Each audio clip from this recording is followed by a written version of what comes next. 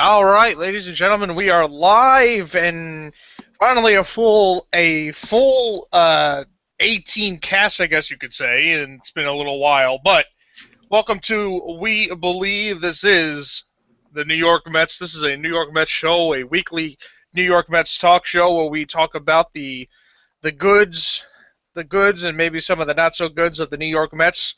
My name is Sean Brotherk, alongside with Jordan Panich and Davey Schwartzman, or as we like to call him, Davey the Schwaz, as we all like to say. And guys, how is everything doing? Great to see you guys back. Everything's Fantastic. great. Yeah. So there you go. There they are, and a lot of interesting things uh, going on. And Jordan, there's a lot of things on tap. What is the first topic that you wanted to get into, and what was your take on that particular topic? What do you want to start with tonight? Well, you can't start this show without just talking about this week of Mets baseball. It's been awesome. This is true. Starting pitching has been phenomenal. You know, every single pitcher seems like to be on a roll right now. I mean, he has struggled a little bit Saturday, but he's been fantastic this year. Everyone's just looking great. G was phenomenal today. So Yep. It was a great week. The bats are starting to hit a little bit, baby steps, but it's looking good. 14 and 11, almost the end of the first month of the season. You got to believe everything's looking good right now. Yeah, it was a great week to be a Mets fan, and you look at last year, especially how the Mets had such stellar starting pitching, and that was basically it. And they were able to ride on that for a month or two or three, but it died out come July when we realized that they could not win on just starting pitching, and I think. And that's why I think this year is different. You look and you see that the Mets are pretty much not last, but in second half of statistics in the major leagues, but they're somehow winning, and you just see that it's not going to be just the starting pitching. It's not going to be just guys hitting home runs and getting a little lucky here and there. It is in a sense a little looks a little lucky. Though on paper they don't seem like such a stacked team, but you see guys coming out and pitching each day. Dylan G obviously pitched a stellar game today. Zach Wheeler had his first really dominant start on Friday night when he pitched 10 strikeouts. Obviously, we're going to get to learn that Zach Wheeler obviously is not the type of Matt Harvey where he pitches strikeouts. He's more of a Steven Strasburg type pitcher. I've mentioned that before. But hopefully we're going to see that the contributions aren't just going to be coming from the starting pitching like last year. It's going to be kind of more of like a group effort and a team effort. And the thing I like most about this is that the statistics, it's hard to see last, second to last, third to last in all these offensive categories. But when we're 14 and 11 and in third to last place in average and runs and everything, it just makes you wonder what we're going to be able to do when the bats do start coming around. Right. It's not going to be like this the whole year. So it gives you a sense of optimism when you think about where we are right now and the situation we've been in. And it doesn't even seem like they're really playing their best brand of ball. Obviously, they're still playing well. I'm not trying to put down what they're doing right now. Obviously, they're 14 and 11, but everyone's really kind of doing average. The starting pitching isn't obviously doing as well as it was last year. It's still doing very solid. Don't get me wrong. The bats, I think that there's more potential. I just think that on their potential, they're doing average, and I think that they can really bring up that level if they can get the bats going, and they can sort of solidify their bullpen a little bit. And I'm not saying the starting pitching is doing bad, but we've seen the starting pitchers do better than they're doing now. So I can't even imagine what it's going to be like if they can all bring it together and really all put on their best performances. Yeah, looking at the starters, as far as the at bats are concerned, I mean, there's some that are doing fairly well. I mean, again, David Wright's batting at 275, and Daniel Murphy 289, which is pretty good. And then you have then you look at some of the other guys. After those three, or after those two, I should say. Eric Young 216. Granderson 129, Duda 257, Tejada 200, Darno 219, and then it gets to Lagares, Juan Lagares, who hasn't played in a little while, but he was at the time when he had his 51 at bats, he was batting 314. Right. And And he played 7 innings today in St. Lucie, so he should be back sometime soon. as long as they can get the bats going soon, there's no reason why the Mets can't compete with the likes of the Braves, honestly.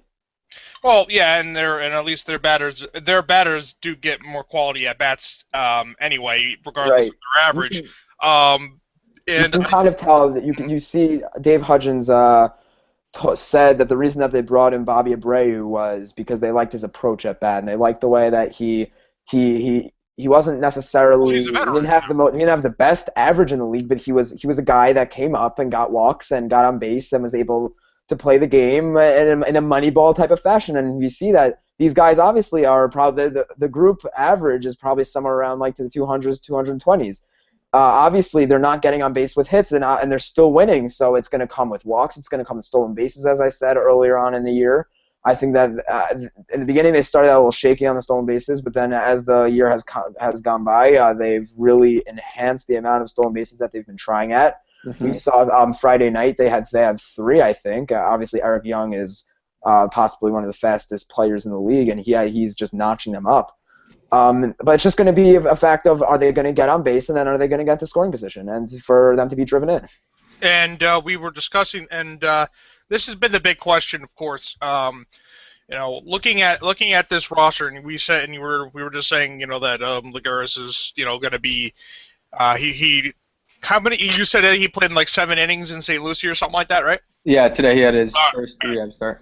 Okay, so basically the big question is with the way that this outfield is playing, and let's face it here, Chris Young and Curtis Granderson, they've been hitting the ball much better during this homestand. Young with a couple of homers, Granderson with a couple of walk-off RBIs. So their 194 and 129 averages don't exactly reflect their production for the team so far this season yet. But you're looking at Eric Young, and I know that he has the most runs scored. But the way that the Mets have pitched, they're going to be in a lot of they'll be in a lot of very low-scoring games. Mm-hmm. And I think if Juan Lagares gets back, I think you need guys that can, that hit for average, early on in the game. And, I think you need a guy early on in the game that can hit for good average, and late in the game, you can get a guy that can get on base and that can really, really, really just be absolutely dominant on the base paths to score that one big run that you really need. I just think that Eric Young is that kind of a player. I think it just works out better for him to, be able to come off the bench every once in a while and either come up to make an at bat where you need to try to bunt for a hit, or just come off as a pinch runner and just try to, cause some havoc in the base paths.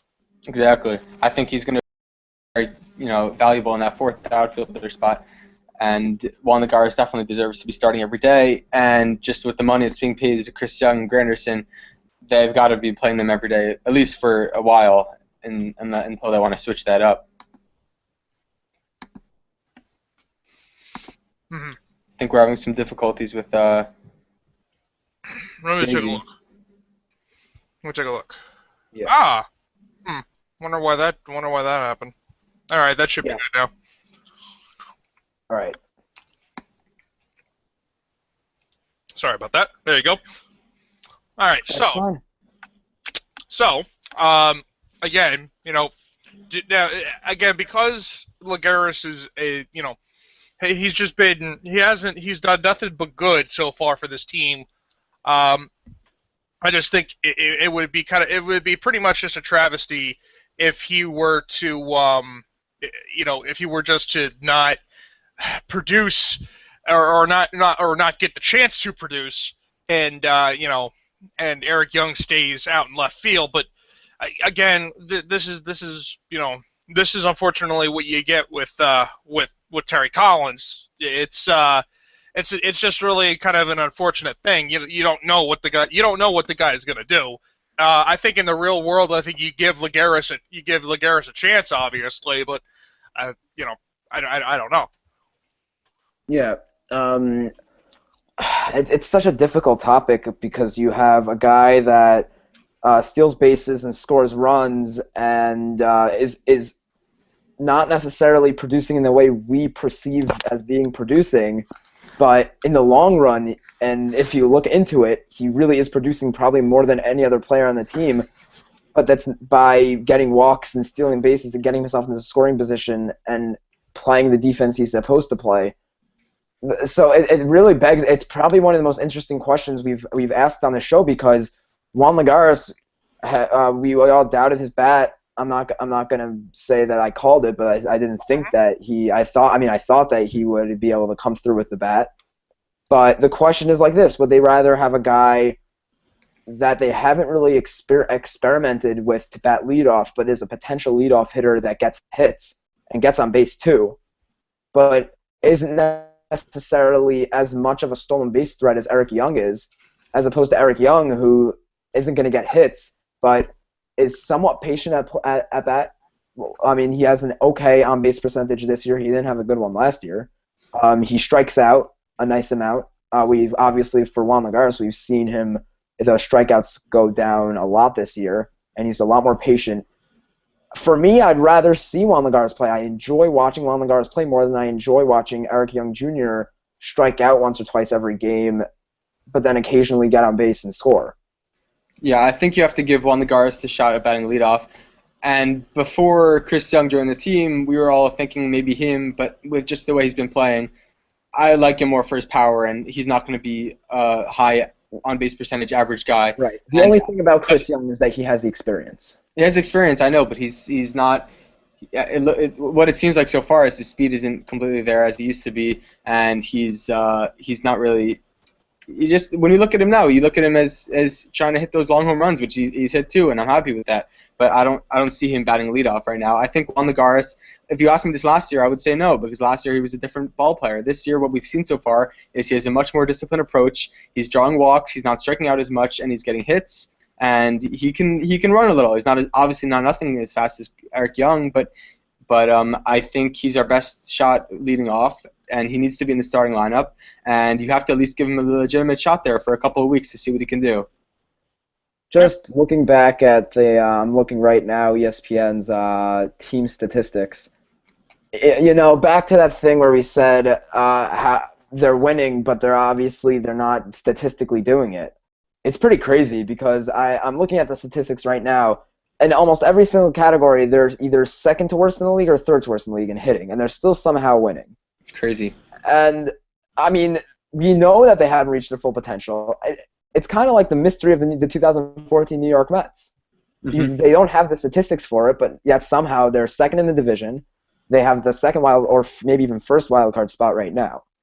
So it's just going to be interesting, and it's going to be interesting once Lagares comes back, as we were talking about. What kind of impact is Lagares going to make when he comes back? Coming in with that great average, he's obviously a good average hitter, and it's just going to be, hopefully it should be a fun team to watch in the next couple of months. Yeah, I think October too. I think these stats are going to soon start to turn around. We're seeing, today they scored 4 runs. Yesterday they scored 5 runs. We're seeing Granderson hit the ball hard a little bit. Travis d'Arnaud's hitting a little bit now. I think it's kind of hard to stay that bad for that long. So you're going to start to see the people that are supposed to be producing start producing, and hopefully we'll get out of that statistic and live up to our record. And d'Arnaud's hitting stats, you said they're definitely coming around. Him and Granderson's numbers do not reflect how they are batting at the moment. Those are just right now products of just having the rough start that they've had. But I think that the Mets, they're definitely trending upward for sure. Mm-hmm. I just think that, their average is they just started the season, as far as batting is concerned, just on such a such a rough note that they're winning games. Like if you look at their statistics over the last few games themselves, you can see that their numbers are probably pretty good. Mm-hmm. But that's not what everybody's looking at. So again, the one stat we could definitely take a look at that hasn't exactly been all that high, and it hasn't really been high at all season long, and nobody really gave the opportunity to this person, and he's got 65 at bats, which is I think like third or fourth most. Okay, well sixth most. Okay, but he's batting right at the Mendoza line. He's only got one. He's got one extra base hit. Okay, and a double. He's got 4 RBIs. He's struck out 19 times, and he's drawn 11 walks, which is second best. Second best on that team. Eric Young and Curtis Granderson have one more than he does, but the production not really there, and it seems like also his fielding has diminished, especially when the game goes on. And that, of course, I'm alluding to is Mr. Ruben Tejada. Ruben Tejada he's batting 200 right now. It just doesn't seem like there's any sign of improvement there. And, we're kind of in the same situation last year, guys, where the Mets literally took to Omar Quintanilla because he was able to field decently, and he'd be able to get you a hit every once in a while. But is there any other options at all right now looking at the Mets as far as their shortstop situation? Because the patience has got to be drawing super thin. I know it seems like the Mets take like twice as long to make a move that you expect them to make a move immediately, like five times as long. But like, what can the Mets possibly do, whether inside the organization or finding a trade, to try to improve their shortstop position? It's very, very interesting because we've sort of been following this specific topic. At this one and the first base up until last week, we had been following those two topics very, very closely. And from week one, the three options were like this. And from week one, I mean week one of the show, which was during spring training. Options were like Wilmer Flores, the interior option, the exterior option of Stephen Drew, and then the trading option of getting one of the Diamondback superstars. So now as we come back about 2 months later, we can see that obviously Ruben Tejada is not working out. He's batting 200. I just don't think it's working out, and they kind of have to use one of those other options. Wilmer Flores, he's doing miserably in AAA, and that's not a good sign. How so? AAA, no, he got a 6 error today, and he's batting 250. Everyone else on the team is tearing it up, and he can't really bat right now. I don't think you can call him up right now. So is he batting? Maybe he's batting in the wrong spot then. He's batting number 3. I don't know. I mean, I don't think. I think that they have to. I think that right now, with the direction the Mets are heading, which is very much from from within their own organization. I was kind of thinking about this, that they can't, as much talent as they have in their farm system, especially in New York, you can't completely rely on your farm system. It just doesn't work out. Obviously, we saw Travis d'Arnaud and Zach Wheeler this year. They had trouble sort of adapting. Obviously, so far they've been doing a lot better. I think Wilmer Flores is kind of very vulnerable to not being able to perform at the New York level. So, do you think that maybe Wilmer Flores might be a valuable asset to a American League team, that because they've seen that they've seen that he's been able to hit, and they wouldn't have to worry about putting him in any kind of position. Right. Here's kind of the way it's working with the trading, and I'll get to the American League in a minute. You see the perfect situation right now, obviously being the Diamondbacks to be a suitor for the trade, because you got the Diamondbacks who are in last place, you have the Mets who are in need, who could use another bat in that lineup. You have the Diamondbacks who have 3 capable shortstops on their hands: Didi Gregorius, Owens, and just blanking on the third one. Pennington. They got Pennington, they've got Owens, and they got Gregorius. Now, what is the reason that the Diamondbacks are losing? The Diamondbacks are losing because of awful starting pitching. What do the Mets have to give? Starting pitching. It is the perfect situation the Mets were waiting for. They can give him Jacob deGrom too, because of how well he's been doing. They might, you know what? They might be able to sort of manipulate the Diamondbacks. And I know this is kind of best case scenario, they're able to somehow loop in Paul Goldschmidt into that trade and bring over Paul Goldschmidt. I don't think it's an impossible thing. It's a stretch. It's a stretch, but if they present their starting pitching prospects in the correct way and they give them enough, I'll tell you what. Lucas Duda, it's not as much of a stretch as you think. Hey, I'll tell you what. Sorry. I'll get this quick. I'll tell you what. I know that there's a pretty. I guess you could say there's a pretty. Man, how can I word this correctly without sounding like a complete dick? Okay. Well, okay. Let's go out and let me go out and say it right now. Listen, you bring in Paul Goldschmidt to the Mets. He'll be a fan favorite real quick, you know. Because I know that in the Mets fan community, okay, that there's a decent amount of of fans that that have viewed Paso over the last couple of weeks. Okay, that's all. I think, hello, Goldschmidt, the Hebrew Hammer. That's what they call him over there in Arizona. I think that'd be great. The fans would love him. Yeah, I mean, who says he's on the market? Let me bring this back. Pardon me for my obviously. Let's talk about Goldschmidt for a minute. He's a guy that has sort of replaced Justin Upton in the Diamondbacks organization. And the question is if they're willing to give up a bat like Goldschmidt again. He's their star. They're not willing. He is their star, but as the Diamondbacks and most other Major League Baseball teams are seeing, is that the Mets know how to produce starting pitchers. Starting pitchers are what are taking over the league now, and that the Diamondbacks will not be able to continue with Paul Goldschmidt and whatever shortstops they want to throw out there, and continuing like this, they have to do something different. Right. And they knew that they needed to do that with the Braves. They traded Justin Upton for some pitching, and that didn't work out for them. The Braves obviously are. The Braves scheme them.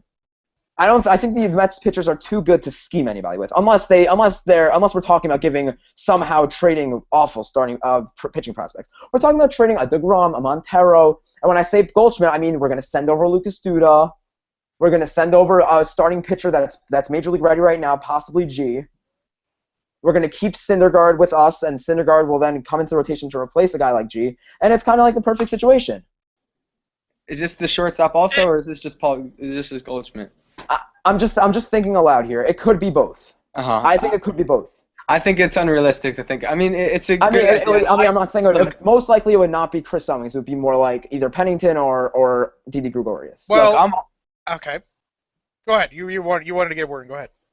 I'm all for the idea of trading the pitching for a big bat because, quite frankly, after this year, we're going to have a great problem of having John East, Dylan G, Montero, Syndergaard, Harvey, Wheeler, and Colon, which is seven starting pitchers.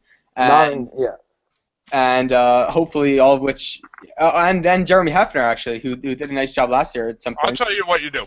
So you're going to have to trade somebody, and they're all capable. And, personally, with this offense, you might have to trade one of the top guys to bring in a big bat. And I'll tell you what you're going to do, okay? There it is. All right? You're going to trade. Let me tell you who you're going to get back, because because you could probably trade a Montero, and let's see, you could probably trade a Montero and the key right here is not giving up Syndergaard. That is the absolute key. You won't need to. You can give up as much as you want. Let's hear it. John, let's go. Let me hear.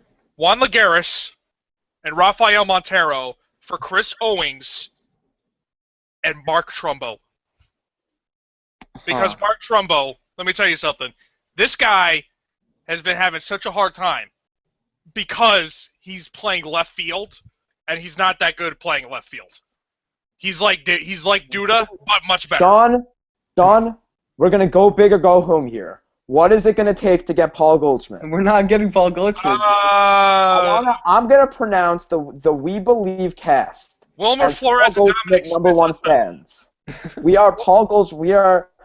I think that the first trend on the We Are Mets Believers We Believe is gonna be we're gonna make a petition for Sandy Alderson to trade for Paul All right, Goldschmidt. well, That's okay. how much So I love Paul here's Goldschmidt. what you do. All right, fine. Here's what you do. All right, Montero, Smith, DeGrom, and You're going to give G or Nice?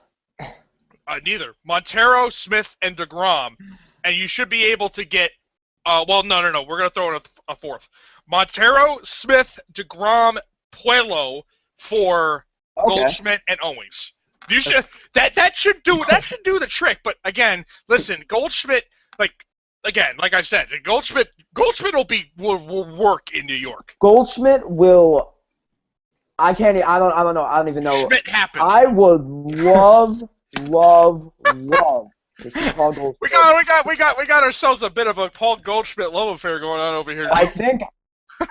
He's a great player. Don't get me wrong. When are the Diamondbacks coming to New York?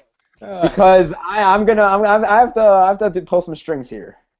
I gotta tell Paul Goldschmidt or the Mets love for him. Hey, you know what? That's fine. Paul Goldschmidt. You just look at what Paul Goldschmidt does. Let's take a step back here and come back to discussing. He's an Eastern He's a home run hitter. He's a home run hitter that hits in a somewhat unfriendly where the Diamondbacks play, in Arizona. Okay, it's not the most hitter-friendly park, but it's okay. But what the Mets need right now, and you said Mark Stroman before, and this is what I was thinking when you said that, are guys that are just going to be able to hit in any ballpark. Okay, let's go back to Curtis Granderson. There was speculation that he wouldn't be able to hit in Citi Field, and so far he has, and I still think he will. I think he'll get his act together. Trumbo can hit anywhere. That's what I was saying, is that Trumbo can hit absolutely anywhere, and if you hand him that first base job, that would be interesting. But this we believe we are Paul Goldschmidt lovers here. All right, whatever. Good luck with that. I think we should change the name to We Are Paul Goldschmidt Believers. Oh my. This guy's a hybrid, by the way. For those who are wondering, Goldstein Goldschmidt. I did some research. His mother was a Christian. His father was Jewish. Interesting. Okay. Let's think about how that Team Israel team is gonna pan out in 3 years. Hey, I think if they do that, Paul Goldschmidt should be on that team. Yeah, you're gonna see Braun and Goldschmidt. Think about that lineup. There you go. Scott Feldman and add him in there too. Nice. All right, what do we got, Sean? Okay, so shenanigans, by the way. Okay, so again, looking at Flores, I just hope that he comes through just with his bat eventually. I'm sure he's just off to a slow start. Okay, I think that they gotta try to keep the gas pedal going on him, and eventually it'll come around. Or they need to just try to teach him. But eventually, the fact that he bats 240 in AAA might, if he could probably bat like 300, if he could figure out a way to get that average up to like 250 or above that, that might be good enough for Alderson to say, you know what, he's good enough because at least he's capable of doing something, and he's not a stubborn little shortstop that thinks he can hit home runs on every at bat. Yeah, but as long as he's a stubborn little shortstop that thinks that he thinks he owns the world. Yes, but as long as Wilmer Flores makes errors, I don't think he's coming up. I think the reason he's in AAA. Do you think he makes errors? I don't think he makes that many. He has 6. He has 6 errors? He has 6 errors. In how many games? How many games has he played? Because we got to remember something. Here it is. He's played in 19 games, and 6 of them he's made errors, which means that in 13 games he did not make errors. All right, if Ruben Tejada did that, everyone would be screaming at him. I'm saying 6 errors in 19 games is a lot. Ruben, here's the thing though. Flores has 2 doubles, a triple, and a homer with 10 RBIs. At least he can hit for extra bases, and he has a chance. Like when you get Tejada up, you don't expect much. At least with Flores, you can give him a chance. You can at least try to showcase him a little bit and trade him off. Just to show he can hit. Because obviously, you know, Honestly, I think that it's going to come down to or you can them play either first. trading for a shortstop or signing. I don't think that Flores or Tejada will work out in the end. I just don't think I don't have. I used to have faith in Flores, but I don't really Well, anymore. the one guy I do really, with the capital R want on the Mets. When you talk about the Diamondbacks, it's Chris Owings. You don't go. I don't look anywhere else. It's gotta be Chris Owings. Yeah, and Yeah, this is the leadoff spot also. yeah. Owens right now, by the way, he's batting 296. Yeah, All right, yeah, you got to get this guy in New I York. got him on fantasy. I mean, yeah, Just You just got like to get him. just like I said, like if you want to try to get Trumbo, like because they again, like I said, oh hell yeah, you'd want to get Goldschmidt. No, there's no question. But the thing is, the Diamondbacks will probably give Trumbo Yeah, because let's be brutally honest, uh, Goldschmidt's their guy. They got Mark Trumbo for the Futures Game MVP Davidson, I think. right. Don't quote me on that. But at the same, look, I think it's just a fantastic situation because I think you can give Arizona a guy like Lagares who you don't know. Like, yeah, he might be a good fielder, but listen, he's batting well right now. And just like how Sandy Alderson did with R.A. Dickey, sell him high. He might not get any higher than this. Sell him high. All right, Dickey was 38. Juan Lagares is. And Juan Lagares, yes, but see, It's a touchy. I'm sure this is how it's probably going to play out. Say Alright, the Mets Dickey and won the Diamondbacks are in talks for a trade. yes. I don't think Juan Lagares is going to be brought up by Sandy Alderson, It's not a but I question. still don't think he's going to be resistant to trading him. I think that if the Diamondbacks really insist on him, I think in the end, Sandy Alderson can't be stupid enough to not get Chris Owings, who they desperately need in that lineup. Okay, well then here it is. Then you just trade. What you're gonna have to do is you're gonna have to give him Jacob DeGrom And and, Lagares. and Rafael Montero, and you will get him plus you can get him plus another reliever or a reliever from them. That might not be JJ Putz? I wouldn't mind Oliver Perez back. No. Yeah. You really had to say that? Specialist. Oh come on! I want that goofy son of a gun back. We just lost all our viewers. we already got two Stooges out there. We need the third one. We need to give Duda and Murphy somebody to play with. We all love them. Come on. So look, it's interesting, and the question: if Sandy Alderson can get around trading Lagares, obviously that's the best case scenario. They're not trading Lagares. I don't think they're going to wind up trading Lagares, and I think that they're going to try to avoid it.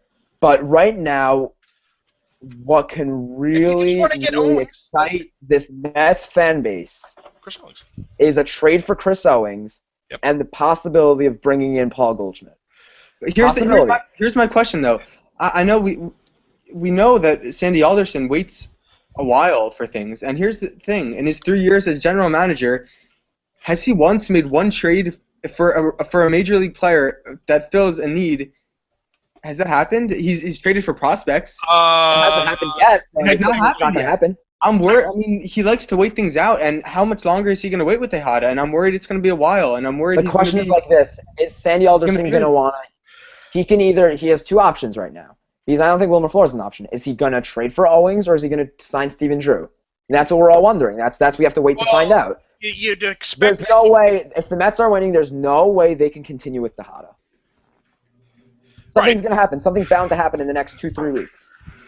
I'd like to think that, but my instincts just tell me they want. I think it's less your instincts, more of experience. Watching in the past, you thought things were going to happen and they didn't. Look, we all were sure we all were sure Ruben Tejada was not going to be the starting shortstop in 2014. Well, guess what? Ruben Tejada was the starting shortstop in 2014, and Well, we were also all sure that Ike Davis wasn't going to be the starting first baseman. exactly. Then he wasn't. Then he was. All right. And then he waited a little bit and was able to get a good trade. Beside point, they are going to be getting one of the Pirates' top prospects, along with Zach Thornton, who they had traded for Ike Davis.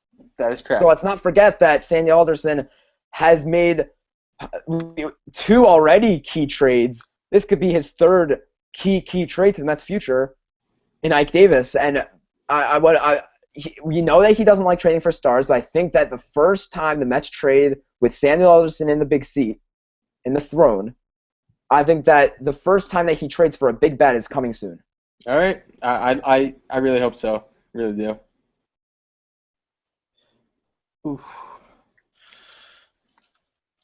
Again, it's a real interesting thing. Okay, I think that you look at it. Again, we still don't know who that player to be named later is yet. I think you're going to have to give it a little bit, about a month, see how Ike Davis is doing, and then. And I think that's what it is. I think a lot of these trades, Sandy Alderson has, Sandy Alderson has been a, he wants to make sure that when he makes a trade, that he's gonna be able to, just based on with the Davis trade, because the reason why he didn't want to trade Davis is because he didn't want him to go to another club and then all of a sudden produce. So what does he do? He makes sure that this trade has an incentive on the player to be named later to be based on how Davis does. And he's not doing so well. Well, okay, that's fine. and that's fine, and that's fine. Then he'll just get back like a minor league relief pitcher, whatever. Yeah, no, I agree with you. I'm pretty sure that it worked like this. They gave him a list of player. Either it was like this. They gave him a list of top prospects to choose from, or there's a rule that you cannot make a trade known if it was a pick, a player from the previous top 5 pick from the previous year. Yeah, I think that's what it is. I think that's what they think it is. I think the player's been chosen already. He's just not able to be announced. I don't think it's based on how Ike Davis is playing. Well, and also a thing is too with the pitching, we didn't say enough about the starting pitching. They've been fantastic, but what else is new? That's what you expect. The question is, when does Sandy Alderson make the move to maybe bring up guys like Montero or DeGrom, which are the 2 guys I think could be tradable, to put them in major league games, starting or relieving, to showcase them in major league parks. Now the thing is, to me, I don't think you need to do that with DeGrom because in a ridiculous hitter-friendly ballpark in Vegas and beyond, he's barely got he had a ERA below 1 before his last start. Yeah, but it's the beginning of the year. He hasn't been a top prospect. Montero, they're still gonna right now. If they were to trade either, they're getting more from Montero than they will for DeGrom. He's been of course, but you want to but here's the thing. Again, you want to showcase both of them. Yeah, yes. You want to be able to say, well, look, here he is. Again, hence is why they probably made Davis play, and everybody was wondering, wait, I thought Duda was supposed to be the starter. Well, now you see that they were trying to move Davis, and they were just trying to showcase him a little bit. Uh-huh. It's not even showcase like, here's the thing about bringing DeGrom and Montero up. If they intend to trade them, they can't.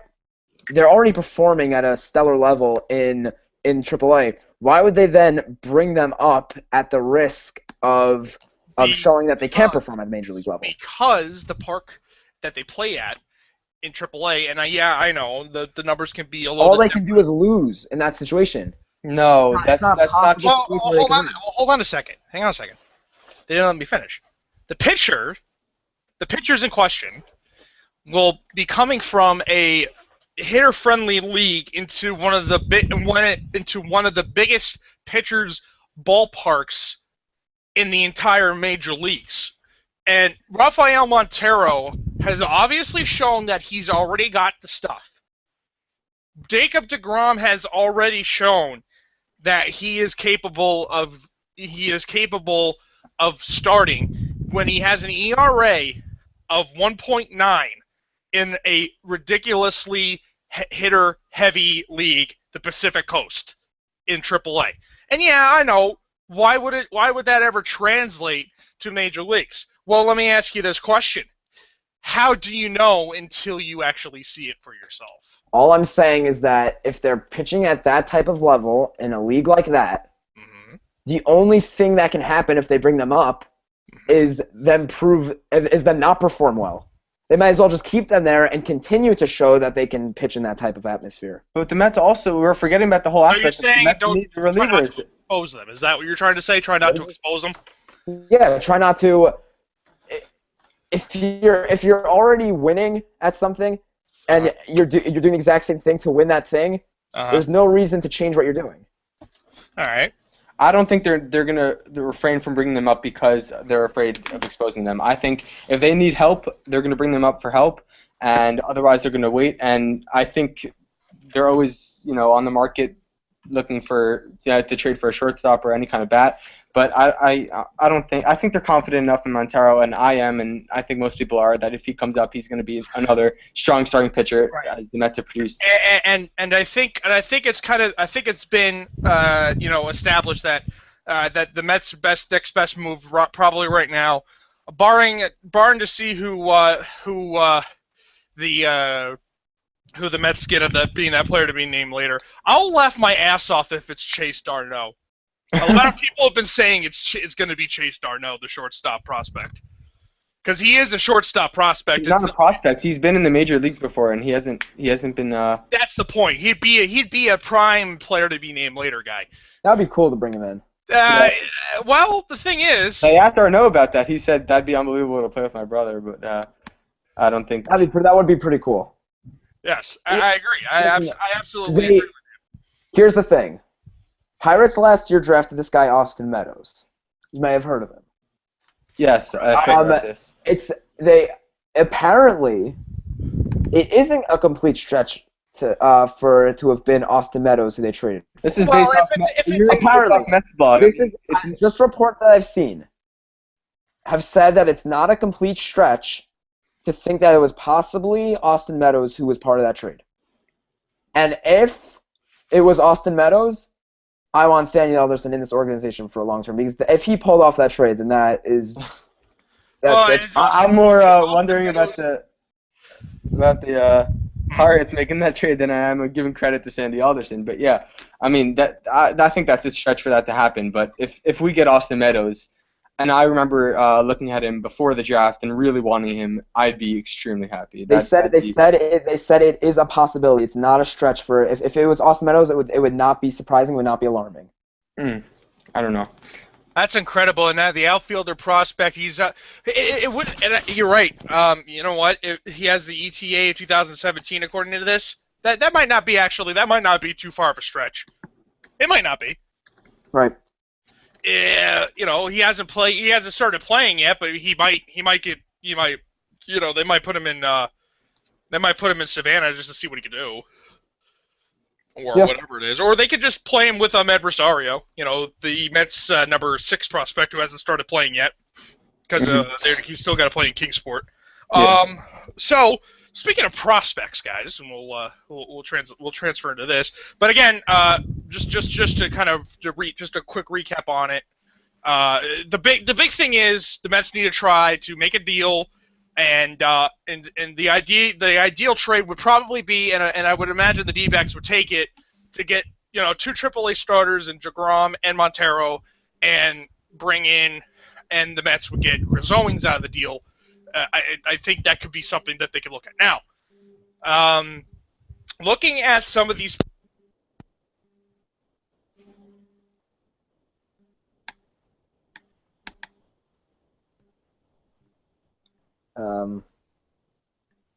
Sean, you here? All right, this might not even be live. Yes, it is. But It if is. it is, We're- we're Sorry gonna about keep that. going. No, we're good. Oh, Can you hear me you're here. now? That's fine. Sorry, I must have walked too far I can away hear to you now. turn my mic out of this. All right, so anyway, like I said, the one thing that we could definitely agree on is that the Mets probably could use a move to get a shortstop, and it looks like maybe Chris Owings, who has been discussed before from Arizona, would work, and the move with Montero and DeGrom might work to Arizona for Owings. But again, we'll see if anything like that will happen. Now, as far as prospects are concerned, I know that we've been following some of the Mets' top prospects. And Jordan, we'll start with you, sir. Who has been one of your notable prospects that you followed, and talk about it for a little bit? Well, notable as in my situation, not so great. Obviously, All right. everyone's following Noah Syndergaard right now, and it's disappointing because I'm not really concerned about him in his. I'm not concerned about him as a prospect, but I'm concerned about the situation he's in. And we all know the PCL, and it's just such a bad situation over there. Same thing happened to Zach Wheeler. He really struggled last year over there. It's every game they're scoring over 10 runs, and he's getting lit up. He has an ERA over 5. And as a young pitcher, and especially a guy like Syndergaard, who there have been articles about as he's like a kind of like a shy personality, and maybe this can get to his head. And I'm a little worried about that. And it doesn't sound like the Mets are bringing him up anytime soon. And you want to hope that he starts to pitch very well there, but it's really hard. You don't see many pitchers in the PCL with really low ERAs, unless you're DeGrom, who's letting it up. But I'm worried about him. I'm keeping my eyes on him. And look, ideally, it'd be nice to see him in Binghamton, I thought they should have started him in Binghamton just because, and just if he just dominates it so well, just do what the Orioles did with Machado. Just absolutely just have him jump. Basically, at this point in time, you've kind of seen it already. The fact that the Mets AAA affiliate is in Las Vegas is kind of killing it a little bit. Yeah, it's a big problem, and I know they're trying to figure out an alternative, but it's not very easy. So we could just hope that. Look, if you look at the box score for their offense, it's pretty crazy. Everyone's batting ridiculously, but for the pitchers, it's not so fun. No, it's not so fun, and it's that was a huge issue with Wheeler, as you said. So it'll be interesting. I think if Noah, and again you said he's a shyer guy. If Noah wanted to, I think that it would be a good idea to ask for maybe a move to move to Binghamton and just kind of have him work there. It might be a little more pitcher friendly. He might be able to get a little more confidence, and you know what? And the Mets should be able to just see from that aspect. And so Davey, now we'll move to you. What is the prospect that you've been looking at the most, and talk about him for a little bit? As Mets are winning, I'd like to keep things positive here. I'm not going to go down the negative route. Not trying to say anything against you, Jordan. Not trying to say anything against you. Sure. Hey, I created We Are Mets Believers. I'm obviously. I'm not trying. One guy who sticks out to me, and the prospects. One guy that's not necessarily being talked about a lot, but Brandon Nimmo. Yes. Who last year obviously performed pretty poorly. Not that bad, actually. He was in the Futures game. It wasn't that bad. It wasn't as good as we thought it would be. It wasn't first round pick caliber. Mm-hmm. Last year he came out of the gate very well, but this year, and this year's not as good as last year as he came out of the gate. So that's the only negative part to this, is that 2 years in a row he's come out of the gate very, very well. He's batting .379 right now, and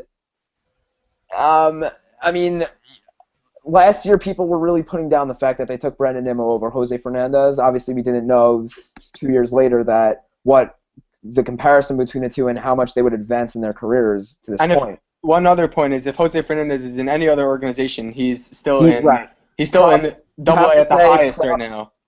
props to them for my just as a side point, props to Miami for getting Jose Fernandez ready for the majors and taking the risk of bringing him up, and it really worked out well for them as a side. But no, I mean, this is good. This is one of the good things to look forward to is that Brandon Nimmo is doing well again. He is a fantastic fielding center fielder. That's trend that now we see the Mets go after fielders and not necessarily guys that can hit and field. It's that you want to have the best of both. Mm-hmm. And Brandon Nimmo is a fantastic fielder. He did well in spring. He's doing well right now. He's a guy that really should get a little more credit for what he's doing right now because he's putting on a show down in Single A Port St. Lucie. Well, again, it's going to be it's an interesting thing too because remember, people have been talking about Brandon Nimmo, especially during this Marlins series, only given the fact because he was picked 2 spots before Jose Fernandez. So again, now he's kind of getting. Unfortunately, I mean, listen, I know that Nimmo isn't about that, but you know, the pressure on a bit on in that aspect of it. But again, you know what? He's doing his thing. He's batting .379. Keep doing what you're doing. You found Nimmo. By the way, the nickname for the best fantasy baseball team in the world. My Finding Nimmo fantasy baseball team right now, second in the We Are Mets Believers fantasy league. Yes, sir. So, not gonna lie, I haven't been really following the We Are Mets Believers fantasy league all that much. Well, all I know is I have Chris Sale, and I just somebody released Michael Pineda because he got suspended. What's wrong with you? I picked him right up. You credit. I umped a baseball game today. Yes. And you won't believe the amount of Michael Pineda jokes that were thrown around today. It's kind of getting stupid after the 10th joke. Yeah, Michael Pineda, right? Yeah. Yeah, I saw that one. After the first game, it's just like, yeah. Did you hear about the Mike Puma thing? Did you hear about that? I did not. Oh my goodness. He made a comment about Bartolo Colon. And he made a comment about I don't know exactly what it was. It's like if you saw a substance on his neck, it'd be like peanut butter or something. And it was like I would have went with Nutella. Nutella, no, but here's the thing. Here's the thing. The Mets players. Let me get the article up. They like protested against him and made him. They like left the clubhouse or something. I don't know what it was. And they made him. I don't remember exactly what it was, but they all stood up for Bartolo Colon, and it was there was an article about it, and it was nice to read. It's good. It's good to see things like that. Teammates sticking up for each other. I always like to see my teams being the good guys, the guys that are a good group of guys, and we see that. You see the Venezuelan guys have their own little group, little clique, and I don't mean that in a bad way. That they're clicking together. I just mean that it's good to see these guys come in. Valverde is a very fun guy. Even though he's not doing that well, I like to see his attitude. I was at Citi Field last Sunday at about 7:30 a.m. Actually, I got a lot of autographs there. That's a side point, but I was there for BP, and this kid was just the way the Mets interact with their fans. Notably, Henry Mejia and Curtis Granderson. Curtis Granderson's just a class act because he literally knows this one fan that comes to that might have season tickets, but he has conversations with fans, remembers fans. He remembered this guy. This guy screamed Curtis's name, and he pointed to him and came over to him and had a lengthy conversation with him, and that's the kind of thing I like to see. So in the end, I don't care if Curtis Granderson's hitting for now as long as they're winning because he's just the guy's a class act. He's such a nice guy. He's a guy that you want as an ambassador for your club. Exactly. I think he represents the New York Mets in a light that people have wanted to see the Mets be reflected in, and the Mets to be reflected in for a while. And I think that's just a fantastic. I think it's just a fantastic thing. And just as I said and same thing as I said, Henry Mejia too. I was standing in the right above the Modell's box in right field. And this kid next to me had learned lines in Spanish to talk to Henry Mejia, and That's just cool. the way he was responding to him, it was so funny and it was so fun to watch. And it's fun. Did he know that it was like that it wasn't his first language, so he kind of spoke to him This kid said this whole thing in Spanish, and then Henry Mejia answers him in the most English accent I have ever heard in my life. It was That's the hilarious. funniest thing. By the way, just to finish my comment, then we'll move on to. Oh, well, Sean will give his player, and then here's the thing. That's fine. Apparently, Mets players were not amused. According to Daily News reporters Justin Tash and Christy Ackett, the team refused to speak to the media after Friday night's win until Puma was no longer in their presence. Puma was escorted out of the clubhouse without incident, and then the players began taking questions as promised. The team refused to comment on the incident. I am very happy about that. I think that's the right thing. But Great. all right, now Sean, who was your player, minor league player that you're keeping your eyes out for? Well, we talk about Sandy Alderson making moves and making a lot of them. He has given us Zach Wheeler, Travis d'Arnaud, Noah Syndergaard. Okay, he's given us from in the end of last year, again, 2 top prospects. Vic Black, who is I don't know why he's in AAA at this point in time, because let's be brutally honest. The fact that I think that he should probably take Juris Familia's spot on the roster, if you ask me. Just for right now, I think Familia is a little bit better, but he's control issues, yeah. But Vic Black, he's gotten there. But it's the second guy in this deal. The second guy in this deal who goes by the name of Dilson Herrera. Dilson Herrera is a second baseman, a shortstop. He's been playing in both middle and field positions. And here it is.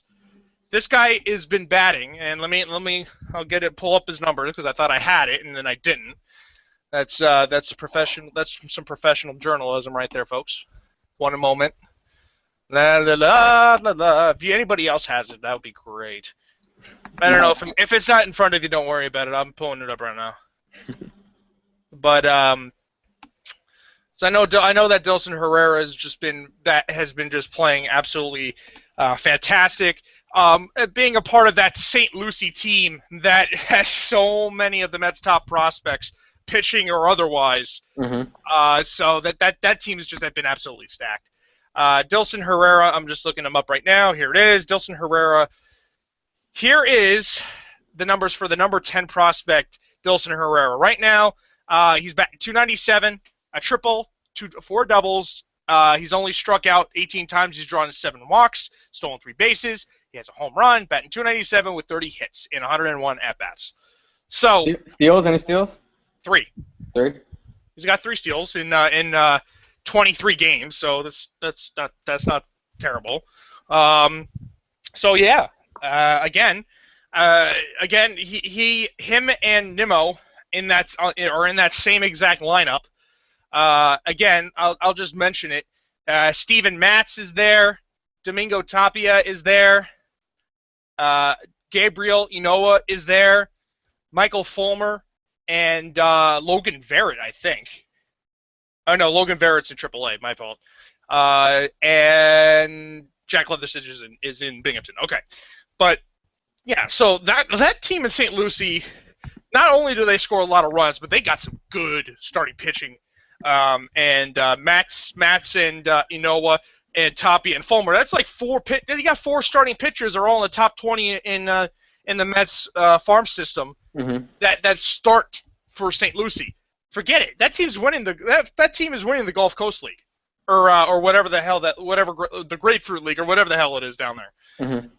That's it. But listen, Dilson Herrera has been playing great. I think that if he can if there's a way for him to play, shortstop or shortstop or whatever it is. He said he prefers to play second base over shortstop. Yeah.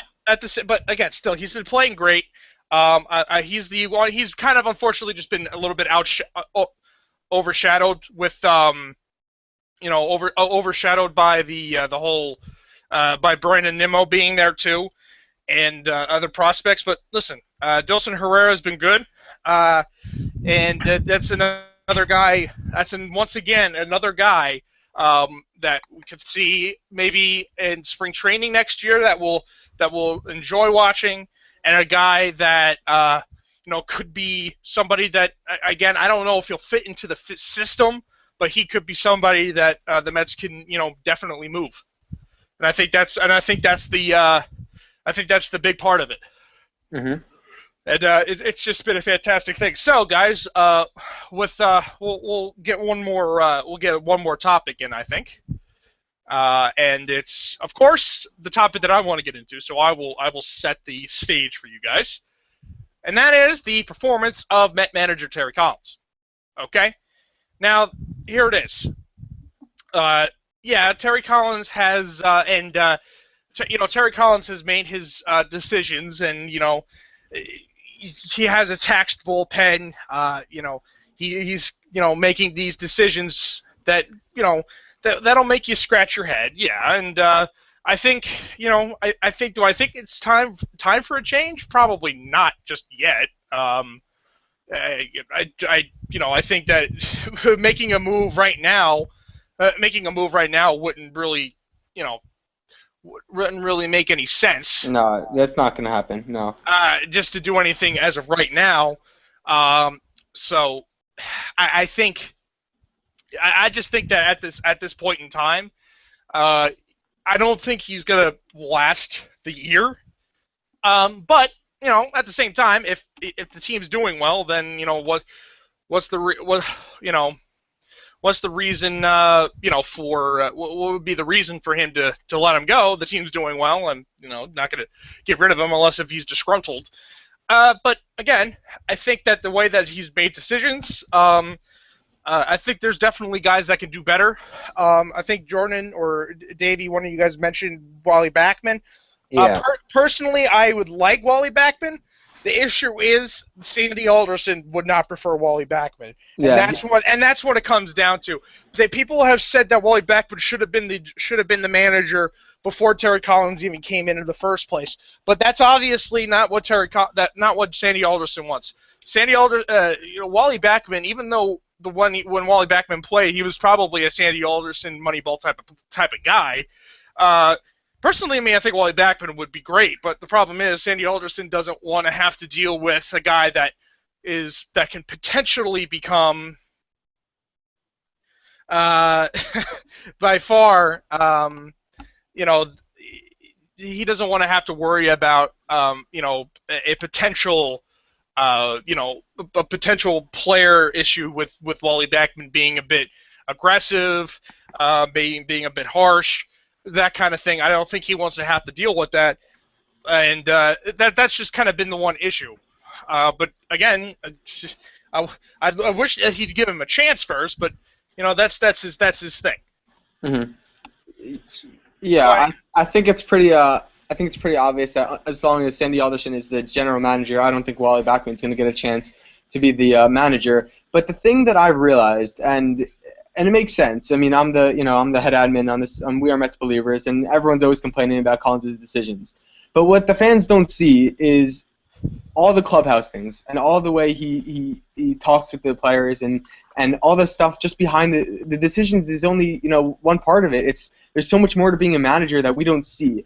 And I actually just recently finished reading R.A. Dickey's autobiography, Wherever I Wind Up. I know I'm a little late, which was fantastic. Everyone should read it if you get the chance.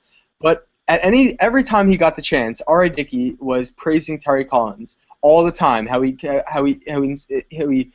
you confidence, and he was such a good leader, and he's just done a fantastic job. And those are the things that the fans don't see. When the team's hanging out together and they're in the clubhouse and spring training and times like that when the manager really makes his presence known. And all right, maybe one time, he put in Scott Rice instead of Carlos Torres, whatever it is that gets everyone mad. But I think there's a lot more to it than we see. And he's been a manager of some very bad Mets teams in the past few years. And yeah, you're right. And they've never stopped fighting. They've been a scrappy team, taking the extra bases, fighting hard, never giving up. And I really like that about Terry Collins. And I think it's only fair to let him play. As this team, I think you got to give him the full year. And this team is definitely more competitive than it's been in the past few years. I agree with and I think he deserves a shot because I like Terry Collins. Fair enough. That's that's fair enough. And again, you're absolutely right about that. He's definitely managed some bad teams in the past, and I'll give him credit for last year. You know what, for the work that for the team that he had. I would say that if he's done well so far with this team, let's give him. Let's see what happens when he gets some good players here. Mhm. It gets a nice lineup, and let's see how he does with them. I think that the clubhouse is definitely loose. I think these guys really like that. They have some nice clubhouse guys, but the only thing I wish I could get is a guy like Nick Swisher, because that would just make it perfect. But hey, listen. Again, it's all yet to be seen. Now, I apologize for making this. Who did not say something about Terry Collins, and whoever didn't say, go right ahead and All give. right, yeah, that was me. Listen, You I'm a big guys fan. sound alike. I can't see who's talking. Yeah, it's Sorry. fine. It's the Schwaz that didn't say it. Yes. Okay. Well, here's my thing. Here's my take on TC. All right. He's not an extraordinary manager. Most of the time he makes the safe moves, except for the times where he makes stupid little moves that are kind of like worthless, but make him look like he takes some risky moves. And what I mean that is when he acts like a badass in the sixth inning, when they're down by a run, keeps his pitcher in with bases loaded to hit. Those are the type of things he does that he says he uses as risks. I think it's time that if they're going for a fresher look and they're going for something different, that obviously Terry Collins is a good manager, but I just think that it's time to bring in a guy like Wally Backman who can give them a very fresh look, kind of like Brad Ausmus in Detroit, like they did with Jim Leland. I just think Terry Collins has done a fine job in the last 3 years. He obviously doesn't have a winning record. They haven't had a winning record, but he hasn't been given the talent. Now he's somewhat given the talent. They're doing okay. I think that they're underperforming. I still do think that they're underperforming. I think that they haven't reached their full potential. I kind of think that it's more of a thing where they should be bringing in a fresher face like Wally Backman to lead this team. I don't know if you could do that right now. It's again, Oh no, I'm talking more like halfway through the season. If they're not running away, I'm not saying. Hold on. Before I say this, if they're not running away with the division, then they should be bringing in Wally Backman. So I'm saying in the most extreme case where Terry Collins is able to somehow make this team come away with this division, that's the only way I think that they could keep Terry Collins. I think in any other situation. That's absurd. No, because the Braves look at their roster. It's so much better. And that's what I'm saying. I'm saying that I think that his time is up, and the best case scenario for him is if he somehow runs away with the division. That's the only way that they'd keep him here. I don't know. It's quite possible. Again, I think a lot of the players would probably be upset about it if he does go. But listen, it's a business at the end of the day, and it's kind of something that's been overlooked in a sense. But I think it's a topic that needs to be discussed because I think that it's something that most Mets fans don't think about, but is inevitable to happen soon. Mm-hmm. Yeah, I agree with that. All right, so again, good stuff for this week, and we'll definitely build on it for next week. We'll be in the midst of the Mets road trip out west in Colorado, I believe, or I think we'll be in the first. Yeah. Are we gonna? I think it's gonna be. It is. We'll be on the travel day, I believe. Yeah. But regardless of that. Mm-hmm. No, it's not an 8:40 game. I was gonna say that would be cool to go during a game. It'll happen sometime. Hopefully, if ESPN ever gives us a game, then we'll be going live during the game. Oh, there you go. So that'll be very, very interesting. All right, listen, Davey, Jordan, it's been a fantastic show. I want to thank you guys for coming on and talking your stuff. You guys done a fantastic job. I know I haven't been able to be around with you two guys, but you know what? It's nice to be back in full strength there. So hopefully next week we'll be able to do it again. Mm-hmm. And again, Davey, Jordan, great stuff. And thank you everybody for watching and listening. And we'll see you same time, same Met channel, same Met place right here on YouTube. We'll see you next time. Keep on Gotta